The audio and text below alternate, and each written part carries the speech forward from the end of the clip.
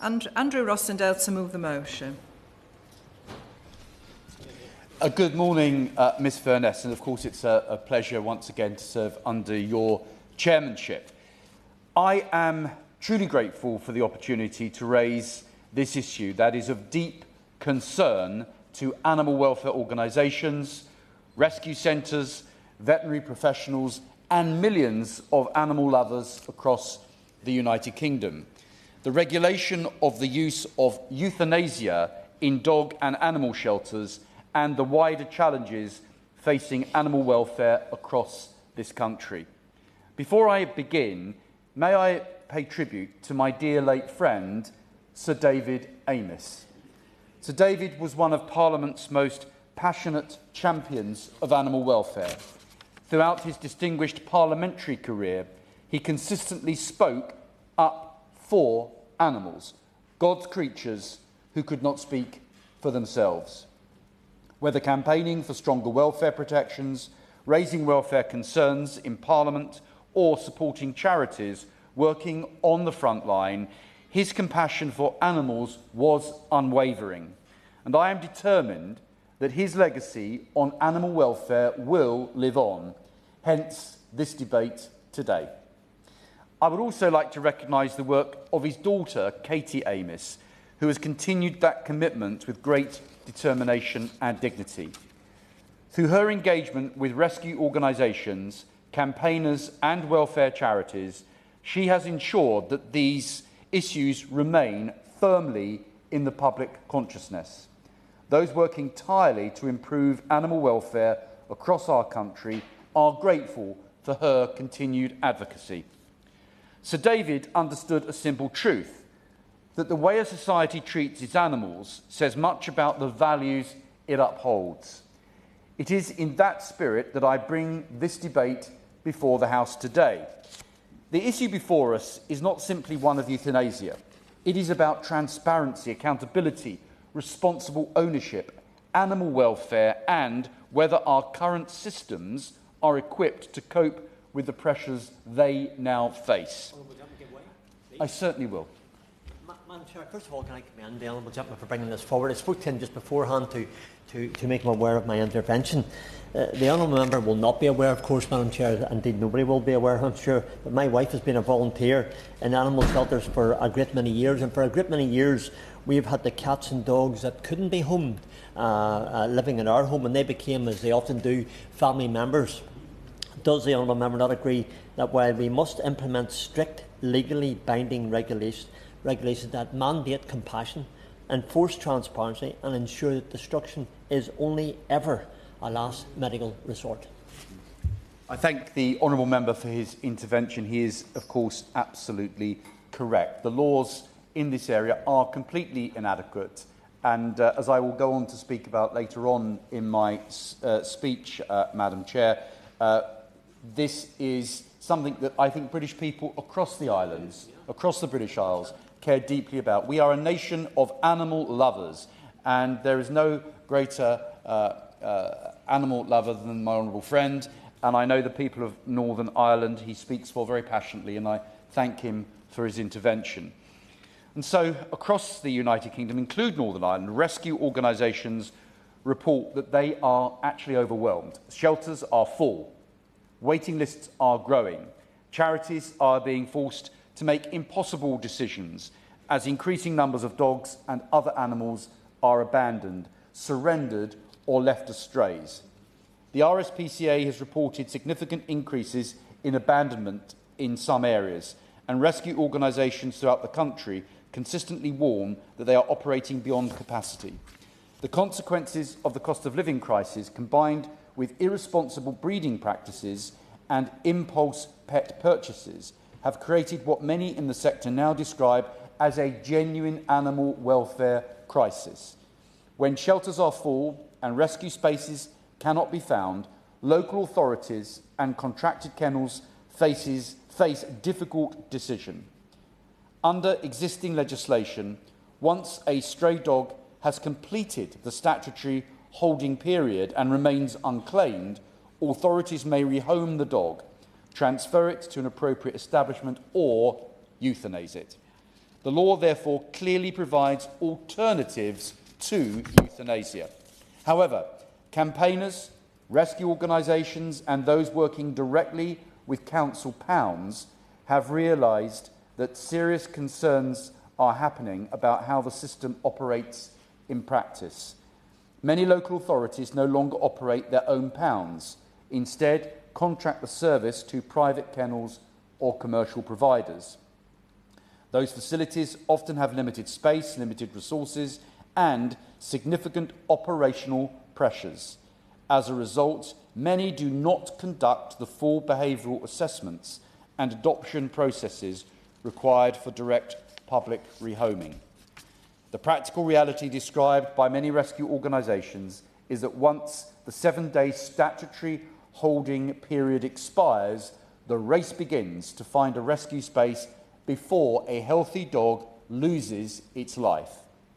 Volunteer groups known as pound pullers spend countless hours attempting to rescue placements for dogs facing euthanasia. Rescue organisations report that they are frequently contacted to take dogs from council pounds, but many are already operating at full capacity. One of the most troubling aspects of this issue is that we do not actually know the true scale of it. There are currently no centralised systems recording how many healthy or treatable animals are euthanased by local authorities, contracted kennels or veterinary practices. Freedom of information requests are often produced with inconsistent results. Records vary significantly between local authorities, and veterinary practices are not required to report such figures centrally. So there's no direct knowledge about what's really happening on the ground. The absence of data is a serious problem. Good public policy demands and depends that evidence is provided. Yet in this area there is a remarkable lack of transparency. We cannot properly assess the scale of the issue, identify trends or develop effective interventions if the information is simply not collected. I therefore urge the Government to consider establishing a national reporting framework for healthy and treatable companion animals euthanased within the stray dog and shelter system. Such a measure would not seek to criticise local authorities, rescue organisations or veterinary professionals. Rather, it would provide transparency, improve accountability and ensure that the future policy decisions are informed by evidence rather than assumption. The Government should also review whether the current 7-day holding period remains fit for purpose. Rescue organisations argue that 7 days is often insufficient to locate an owner, complete necessary assessments, or secure an appropriate rescue placement. Given the unprecedented pressures facing the rescue centre, it is reasonable to ask whether a framework established decades ago remains adequate for today's circumstances. However, while euthanasia is the issue that brings us here today, it is not the root cause of the problem. The real question is why so many animals are entering the system in the first place. Time and again, rescue organisations tell us the same thing. There is simply more dogs than there are homes available for them. The reality demands action. First, we should examine whether it is appropriate to continue issuing large numbers of new breeding licences when shelters and rescue centres are already struggling to cope with existing demand.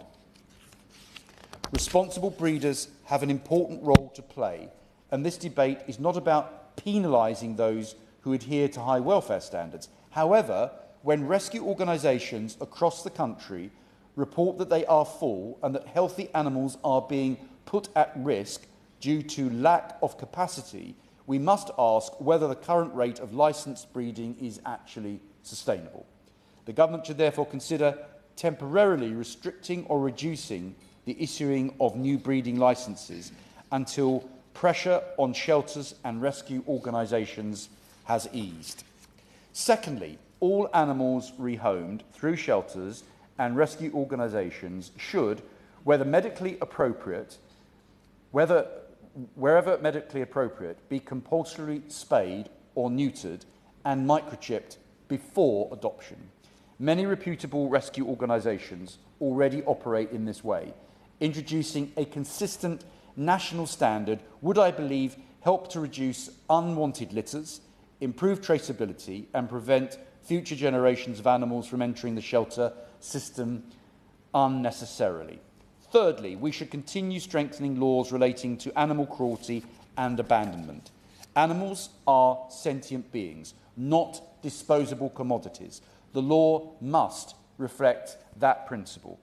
Stronger enforcement, together with tougher penalties for serious cruelty offences and greater support for prosecutions, would help deter neglect and abandonment while reinforcing the responsibilities that accompany pet ownership. Fourthly, the government should establish a central national database for stray, abandoned and lost animals, accessible to local authorities, shelters and authorised welfare organisations. At present, information is fragmented across multiple systems, charities and regions.